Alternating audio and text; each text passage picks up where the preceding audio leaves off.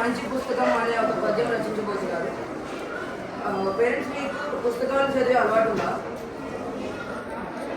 మాకైతే చాలా కొంచెం టైం దొరికితే చాలు పేజీలు చదివేస్తాం. అలాంటి వారే మన గ్రేడ్ 5 పుస్తకాలు గురించి మంచి పుస్తకం గురించి పాడబోతున్నారు, విని ఆనందించారు.